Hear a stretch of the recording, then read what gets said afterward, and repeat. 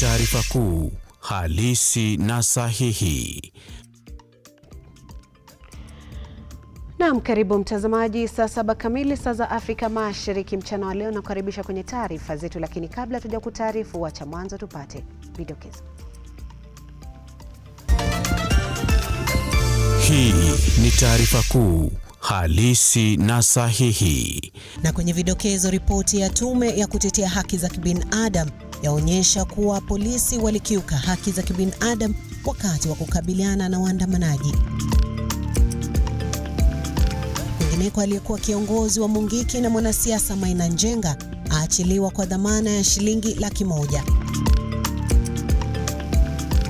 Uzalishaji wa mpunga watarajiwa kuongezeka marudufu Bunyala baada ya kukamilika kwa mradi wa unyunyiziaji maji wa Nzoia Kusini. Hii ni taarifa kuu, halisi na sahihi.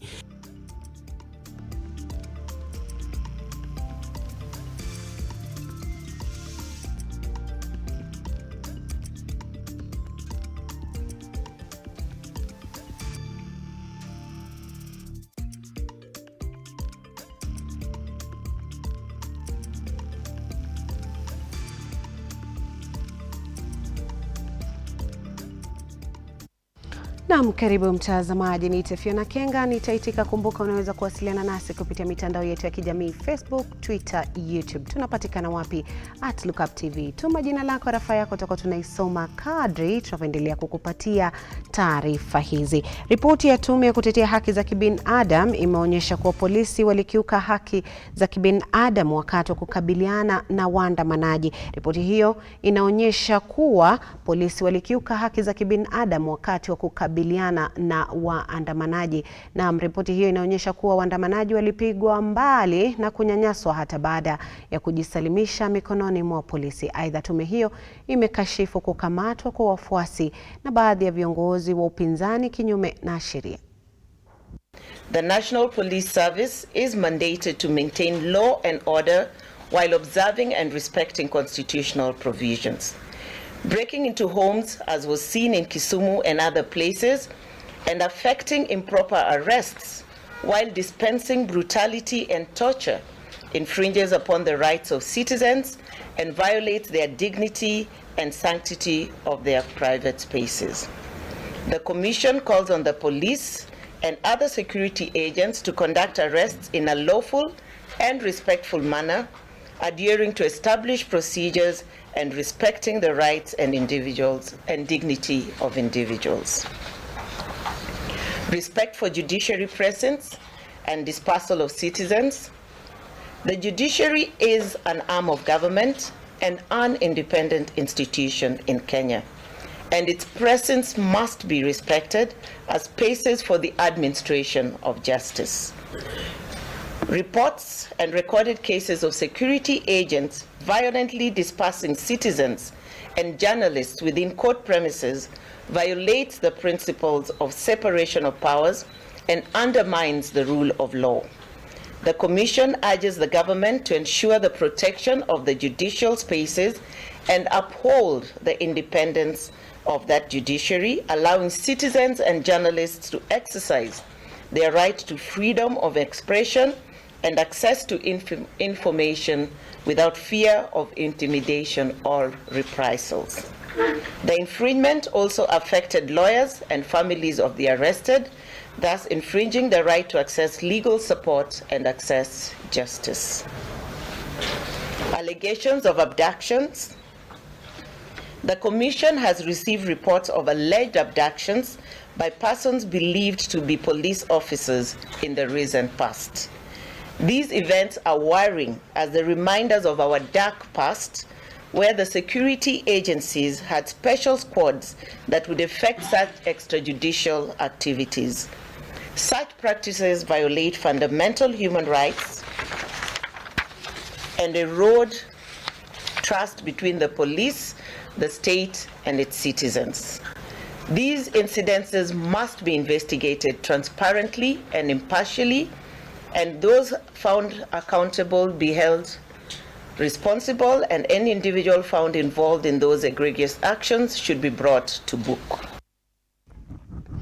Naam, kwingineko aliyekuwa kiongozi wa Mungiki na mwanasiasa Maina Njenga ameachiliwa kwa dhamana ya shilingi Laki Moja. Aidha, Njenga alikanusha mashtaka matano dhidi yake. Njenga alizuiliwa wiki iliyopita pamoja na viongozi wengine wa mrengo wa Azimio kwa kile serikali ilidai ni kupanga uhalifu wakati wa maandamano. Viongozi wa Azimio akiwemo Jeremiah Kioni na Opiyo Wandayi wamelaani vikali kukamatwa kwa viongozi wa Azimio, huku wakisema kuwa serikali inatumia idara ya polisi kuwanyanyasa kisiasa.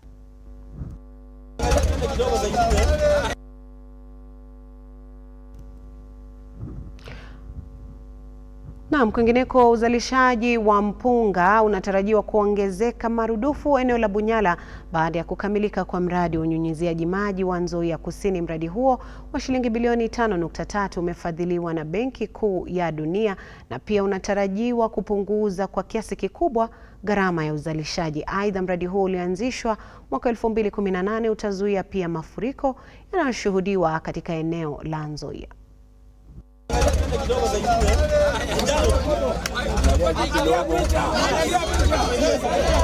This project, as you just said, is expected to be complete by 30th of September. It has two phases. The first phase is what we expect it to be complete by 30th of September.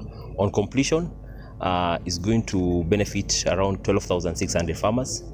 The area coverage at the moment it will expand to an area coverage of 10,000 acres. Once the county government are able to help the farmers through the farmers sensitization, and they're able to maximally utilize the 10,000 acres, there is another opportunity of having another 10,000 acres using the same canal, which now that will be like phase 2, which we're also looking forward to that. Of this project since its inception to date, and I understand possibly why there has been some delay, and it's good you are working on those delays so that they don't recur, so that we complete this project and we embark on the phase 2. This project is very important to Kenyans because you see now maize has become very expensive. It is making us fight on streets. Now we must think of alternative food, and that will be rice. Therefore, PS, as you go, and as you are creating a bigger land for us to grow rice, then think of making sure that we also have a rice mill. Even if it will come in phase 2, then let's hasten phase 2. Because the 10,000 you are talking about, it is phase 2 that will enable us to get in fact, will be even more than 10,000 acres. We have a lot of land, but it's only under marsh. What the county government of Siaya intends to do going forward is to build the capacity of farmers by sensitizing them on this particular project, and also building their capacity, and also encouraging farmers to form cooperatives. This is already ongoing, and we are going to strengthen it because the project is about to kick off, and I can assure you the commitment of the county government of Siaya in supporting this project is alive, and it's going to help us to move to the next level. Naam, kwa sasa tutakuwa tunaungana moja kwa moja hadi bungeni ambapo wanachama wa mrengo wa Kenya Kwanza ambao wako katika mazungumzo ya maridhiano na upinzani sasa watakuwa wanahutubia wanahabari. Tutazame kinachojiri kwa sasa.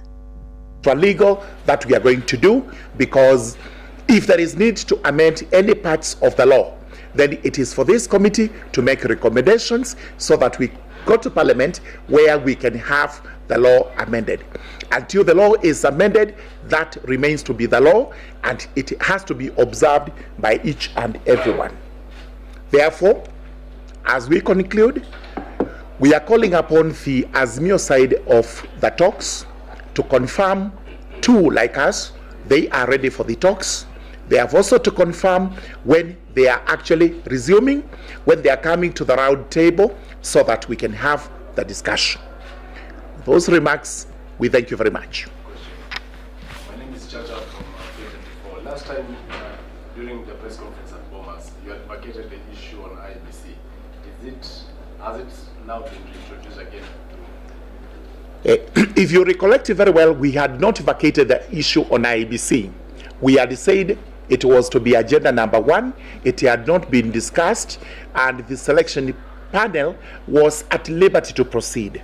Remember, we confirmed we were not directing them in any way. We were not giving any orders. We were not making directives or anything. It was for the selection panel to proceed.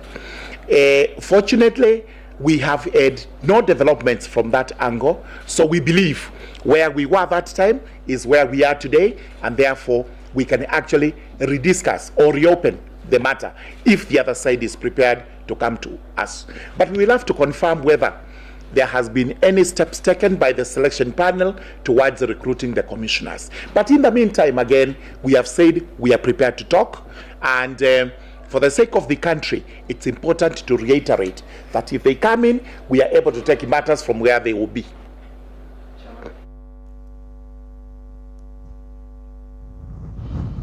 Naam, ni taarifa ambayo tutakuwa tunaikupa kwa kina mwendo wa saa 10 na katika habari zetu za saa 1 na saa 3. Tukizidi kusonga mbele, wazee kutoka jamii mbalimbali wanaoishi kaunti ya Isiolo wamempongeza Rais William Ruto kwa kujumuisha watu kutoka eneo hilo serikalini kupitia uteuzi wa serikali.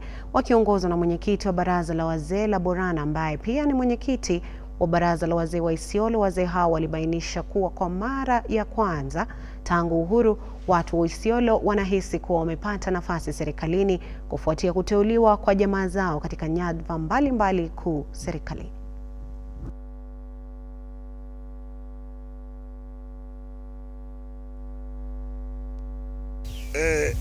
Mheshimiwa Ruto, umejibu ile maswali uliulizwa na jamii wakati ulikuwa Isiolo siku ya maombi.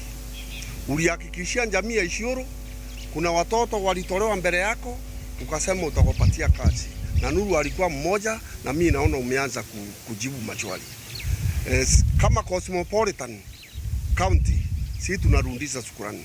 Na hiyo sio ya Nuru, si ya Nuru peke yake, ni ya jamii.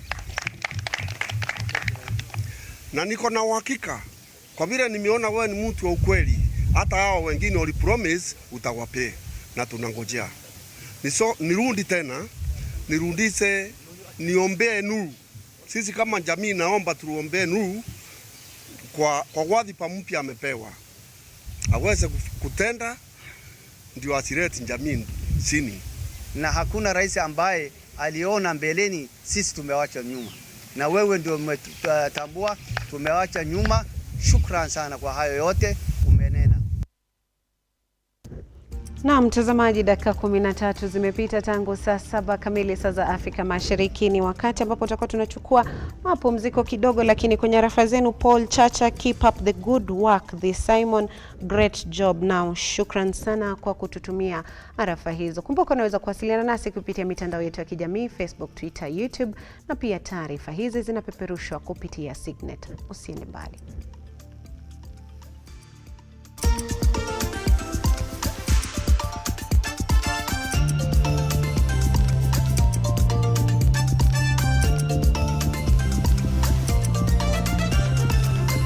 Hii ni taarifa kuu halisi na sahihi.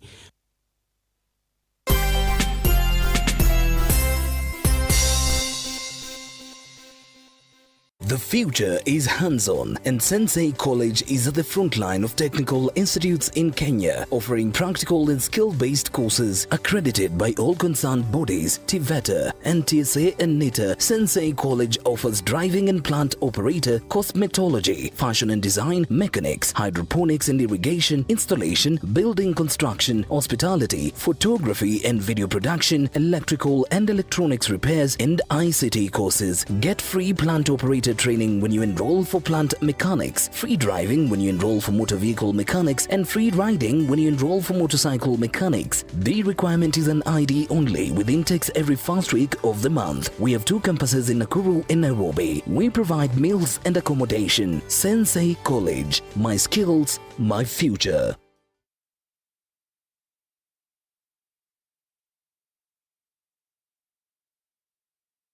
Are you a junior secondary school, a college, a TVET institution, or a university? and you want to advertise your intake? Book now and advertise with us today on both Lookuptv and all our digital platforms.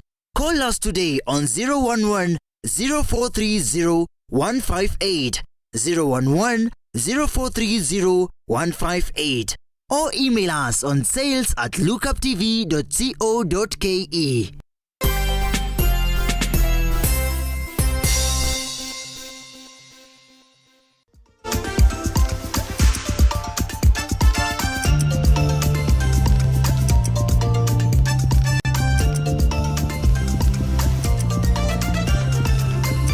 Hii ni taarifa kuu halisi na sahihi.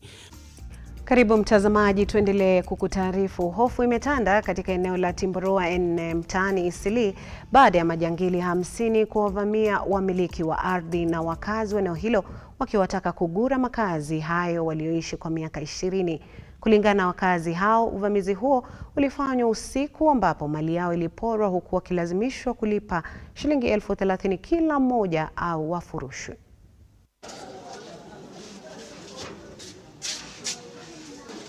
Mimi naitwa James Washira ambaye ni mmoja wapo wa wenye hii nyumba, hii plot. Tukiwa pamoja na Gakuya hapa na mwingine naitwa Mburu anakuja. Kama wiki mbili zilizopita hao wauni walikuja wakiwa zaidi ya 20 na wakaanza kutisha wapangaji. Mwishowe ndio tukakaja Jumamosi, tukaenda police station tukaandikisha statement. Sasa wamerudi tena, alikuwa hapa juzi siku wa leo kama saa 10 hivi walikuja kaanza kubomoa, wakabomoa gate, wakavuja vio na milango. Hata kuna wengine wapangaji mali zao zimeibiwa. David Wairo Gakuya, mmoja mmiliki wa hii plot. Tumekuwa hii kwa plot for the last 50 years. Miaka 50. Hizo nyumba ziko pale mbele ni sisi tulijenga. 30 years ago.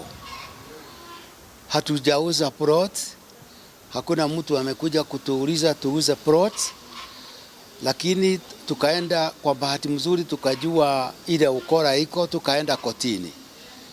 Kotini nataka tuingie hearing kesho, na huyu mnunui anaitwa Amdi Weri. Yule anamsema amenunua, ndio aseme aliuziwa plot na nani. Alisema alinunua plot for 50 million. Hii property sio hiyo pesa. Sio hiyo pesa kabisa. So kesho walikuwa nafanya hii kazi kesho ndio waende waambie koti tuliingia kwa hiyo plot kitambo. Ndio wamevuja vio, wamevuja milango, wamevuja gate na wameibia wateja. Kwa bahati mzuri askari responded na hao jamaa wakatoroka. Lakini kuna mmoja ameshikwa na ile bodaboda 5 zililete the goods zilishikwa na polisi na ziko police station California. Tunajanganya una nguvu. Kina chake ndio wamefanya. Katibu katika Wizara ya Masuala ya Ulinzi wa Kijamii Joseph Mutari amedokeza kuwa serikali ya Kenya Kwanza yamejipanga vyema kuhakikisha wazee wote kote nchini ndani ya mpango wa Inua Jamii hawatakuwa wakicheleweshewa kupokea pesa zao za kila mwezi. Hatua hii itahakikisha kuwa wazee wote wameweza kunufaika kama serikali ilivyokusudia. Akizungumza kwenye kikao cha wanahabari Kiambu, Mutari amedokeza kukamilika kwa madeni yote serikali ilikuwa nayo kwa Inua Jamii. Aidha, alidokeza kuwa wizara yake iko mbioni kuongeza idadi ya wazee ambao watakuwa wakinufaika na hazina hiyo kote nchini.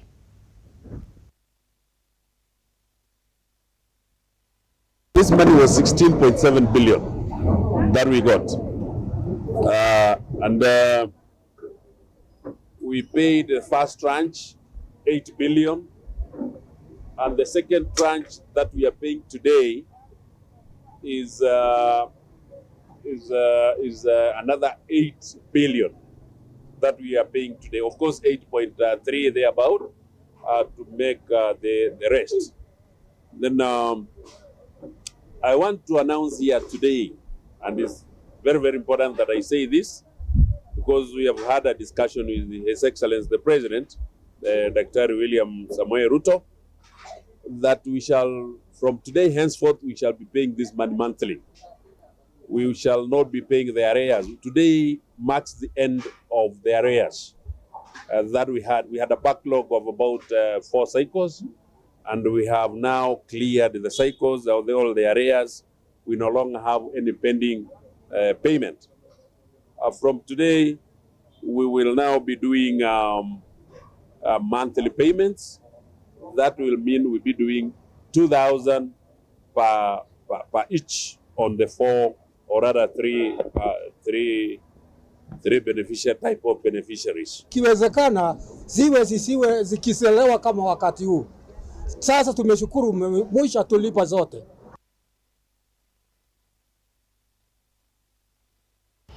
Naam, tukiachana na hayo, 50% ya mikoko duniani imeangamizwa katika nusu karne iliyopita, huku shughuli za kibinadamu zikiendelea kuwa kichocheo kikuu cha uharibifu huo. Kulingana na ripoti ya shirika la kimataifa la uhifadhi wa mazingira WWF, ndani ya miaka 100 ijayo mikoko iliyobaki itaangamia. Hata hivyo, shirika hilo limejenga uhamasisho katika jamii pamoja na kujenga uwezo wa kustahimili mabadiliko ya hali ya hewa kupitia uhifadhi wa mikoko ndani ya msitu ya pwani. Mida Creek is facing a number of threats, including unsustainable use of the mangrove resources, like cutting down of the trees for use in building materials as well as for firewood. But there's also some emerging threats on bait harvesting that is causing the mangrove trees to be weak. That's jeopardizing the mangrove ecosystem. So WWF Kenya is engaging and working with communities through the community CFAs here in Mida Creek to protect, conserve and restore the mangrove ecosystem. We have a target of about 300 hectares by 2025, and as a first phase we are doing rehabilitation of about 20 hectares, and today we are joined by over 100 community members who are... Mimi ni Janet Tatu Katana. Mimi niko katika kikundi cha Uyombo Sub Creek Conservation. Shughuli zetu haswa tunahifadhi mazingira kwa njia ya kulinda wale wanaoharibu, wanaokata, na pia tunaotesha miche hii ya mikoko na kupanda kuziba zile sehemu ambazo zimeathirika. Kundi letu liko na wanachama 26. Na kilichotuvutia hasa kuanza haya mambo ya upanzi wa mikoko ni sisi tulikuwa na mradi wa kufuga nyuki. Sasa tukaona kwamba hii mikoko inapendwa sana na hawa nyuki. Kule tuliko tega ile mizinga yetu, tukaona huu uharibifu umekuwa zaidi. Mikoko inakatwa. Sasa tukaanza pale patakapokatwa mkoko tunapanda mti. Dixon, hii ni ile species yenye I kutoka juu. Naam, kwingineko, baadhi ya wanafunzi wa shule za msingi kutoka eneo bunge la Mumias Magharibi na Butere kaunti ya Kakamega wamelazimika kukaa nyumbani baada ya kuvamiwa na funza, kukosa vitabu na kuathirika na utapiamlo. Aidha, washikadau wa elimu katika eneo hilo wanahoji kuwa masuala hayo yamepelekea kufeli kwa wanafunzi hao katika mitihani, huku wakiitaka serikali ya kaunti na ile ya kitaifa kuingilia kati.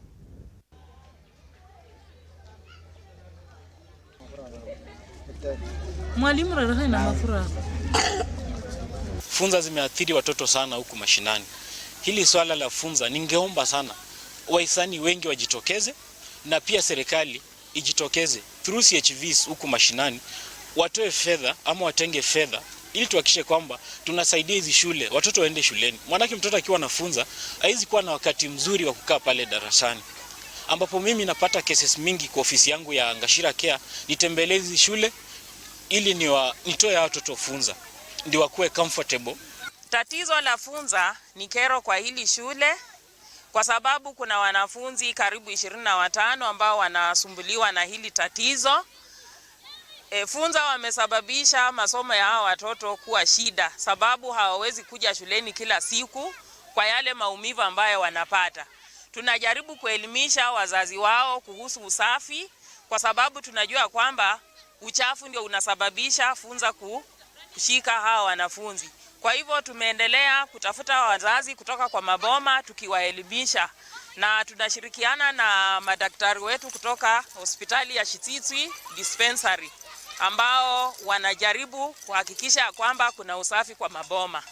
Nashukuru kwa mradi wa Ngashira Care ambao wametuletea msaada huu. Hatukuwa na dawa lakini nashukuru wameweza kutuletea, tumeweza kutibu watoto. Sana sana tukija hapa shuleni tumekuwa na hilo tatizo la funza. Wanafunzi wetu wamekuwa wakihangaika hata kwa masomo, hawawezi kuchukua makini katika masomo yao kwa sababu ya funza kwenye miguu na kwenye vidole. Kwa hivyo mradi huu umetusaidia, tumeweza kuwatibu tukiwa na ushirikiano na hospitali yetu ya Shititwi na madaktari wa Shititwi pamoja na madaktari wa vijijini hawa CHPs ambao wanashikilia eneo hili. Wameweza kutusaidia katika kutibu. Ninapoongea kuhusu wanafunzi wangu kuathirika na funza, hakika ni jambo ambalo limetutatiza sana. Kwa mfano, mwaka jana mwezi wa 7 kuna mtoto alishindwa hata kutembea kufika shuleni maana funza zilikuwa zimemwathiri hadi kwenye mapaja. Kwa hivyo safari ya kutembea kuja shule ilimshinda, na kwa hivyo akaamua kubaki nyumbani. Juhudi zetu kujaribu kumtembelea hazikufua dafu kwa sababu mama alituambia hana uwezo wa kumlipia pikipiki, hana uwezo wa kumleta shule.